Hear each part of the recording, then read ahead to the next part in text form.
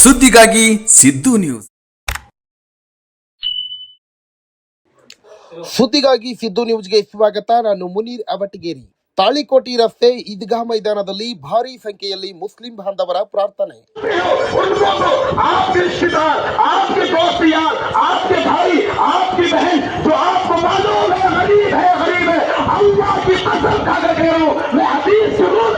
हुजूर की चाहत ये थी कि नमाज से पहले सबसे पहले उनको सबका देना ताकि आपकी खुशी में वो भी शरीक हो जाए. और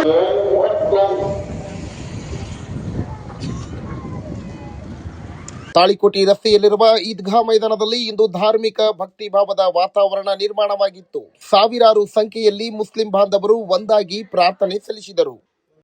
ತಾಳಿಕೋಟಿ ರಸ್ತೆಯ ಈದ್ಗಾ ಮೈದಾನದಲ್ಲಿ ನಡೆದ ಈ ವಿಶೇಷ ಪ್ರಾರ್ಥನೆಯಲ್ಲಿ ಸುಮಾರು 10,000ದಿಂದ 12,000 ಮಂದಿ ಭಾಗವಹಿಸಿದ್ದರೆಂದು ಅಂದಾಜಿಸಲಾಗಿದೆ. ಬೆಳಗ್ಗಿನ ವೇಳೆಯಿಂದಲೇ ಭಕ್ತರು ಮೈದಾನಕ್ಕೆ ಆಗಮಿಸಿ ಶಾಂತಿ ಮತ್ತು ಸಹೋದರತ್ವಕ್ಕಾಗಿ ಪ್ರಾರ್ಥನೆ ಸಲ್ಲಿಸಿದರು.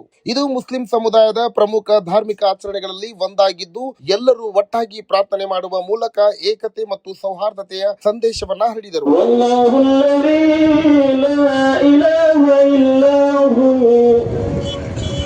عالم الغيب والشهادة هو الرحمن الرحيم هو الله الذي لا. ಪ್ರಾರ್ಥನೆಯ ನಂತರ ಪರಸ್ಪರ ಶುಭಾಶಯಗಳನ್ನು ವಿನಿಮಯ ಮಾಡಿಕೊಂಡು ಹಬ್ಬದ ಸಂಭ್ರಮವನ್ನು ಹಂಚಿಕೊಂಡರು.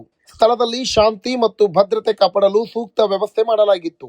ಒಟ್ಟಾರೆ ಈದ್ಗಾ ಮೈದಾನದಲ್ಲಿ ನಡೆದ ಈ ಸಮೂಹ ಪ್ರಾರ್ಥನೆ ಶಾಂತಿ, ಸಹೋದರತ್ವ ಮತ್ತು ಧಾರ್ಮಿಕ ಸೌಹಾರ್ದತೆಯ ಸಂಕೇತವಾಗಿ ಮೂಡಿಬಂದಿತು.